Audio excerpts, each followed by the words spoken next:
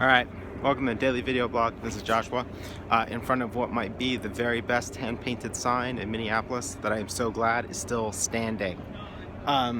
What is today's video about? I was thinking about this idea. I keep coming back to this idea, which is the notion of not trying to fit in or copy other people's stuff, but instead trying to carve out a niche for your own stuff. And I was thinking about it. Oh, you're fine. Yeah, trying to carve out an actual niche for what you're doing. And I think one of the big differences in maybe my viewpoint on making stuff or making art or doing creative work, whatever you want to call it, is that I tend to have a long view of the activity.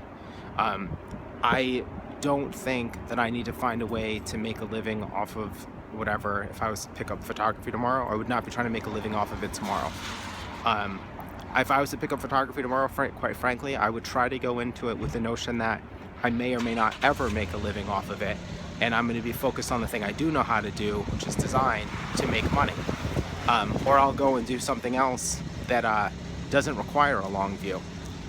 But I would want to go into photography with a super long view of what I was doing. I would want to allow myself the space to develop my own voice, make tons and tons of mistakes, make just the worst work you've ever seen, but try really hard to make sure it's that the worst work you've ever seen very definitively came from me.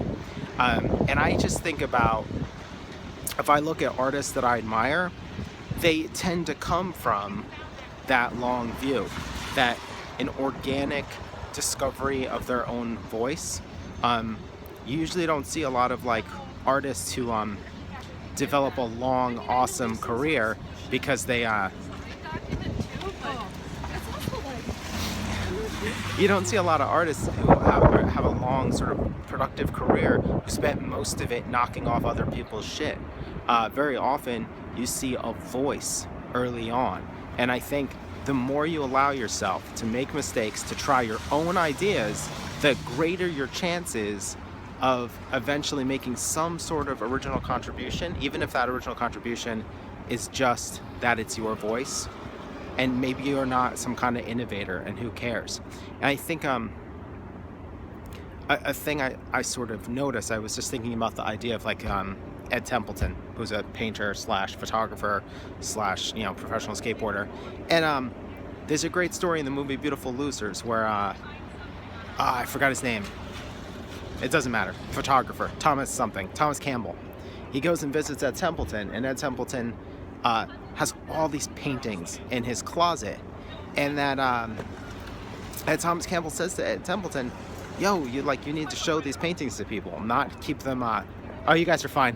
1644. Oops. Oh, you're totally good. Keep going. You need to show these paintings to people and not be. You're totally fine. And not have them be in your closet. Like, if you're making the work, you have to show it to people. And I think the big thing is that part of what makes Ed Templeton such a singular, original voice is he was just painting because he felt like painting, and he was making his own mistakes, and he was painting without an attachment to an outcome. If I compare that to a lot of the super generic work that I see, how often is it like some graphic designer or somebody is like, they start painting, and maybe they have a moderate degree of celebrity from the activity they're currently doing, like they're a skateboarder or a painter, or the skateboarder, or I don't know, a musician or something like that. And so then they start painting. And the way that they start painting is that they make stuff that looks like a certain type of painter makes, like the ex-skateboarder painter or the ex-graphic designer painter. Like, this was definitely a thing in the early thousands, the big sort of quasi-vector shaped painter. And they sell a bunch of work, but nobody hears about them now because they sold a bunch of work because essentially they were making sort of lifestyle accoutrements. They weren't making a sincere expression of what they're about.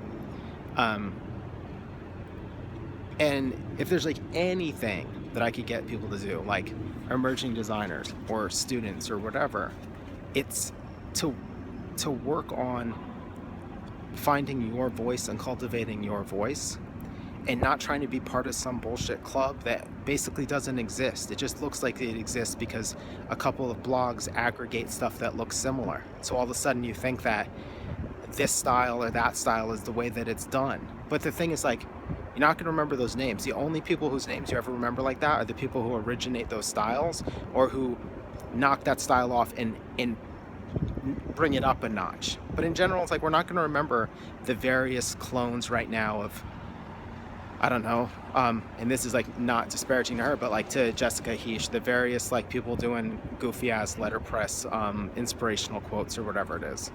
It's a bullshit product. It's like a bad pop song or something. So, like, have a long view of your work.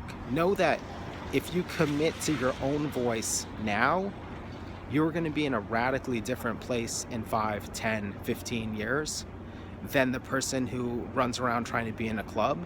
And, you know, I would never want to sit there and be like comparing myself to some legend of the field. But look, you know, your Paul Rands, your Saul Basses, your April Grimans, whoever the hell you want to talk about, they got where they were because they had a voice and they followed it. They didn't get there. Like, Paul Rand did not get to be Paul Rand by knocking off whoever was the man when Paul Rand was around. You're not going to get that either. Like, don't sit there and chase the ghosts of other people's ideas. Like, forge your own path, and understand that tastes and trends and even notions of quality, they fluctuate from generation to generation. You have nothing to lose by being your own person. All right, thanks for watching.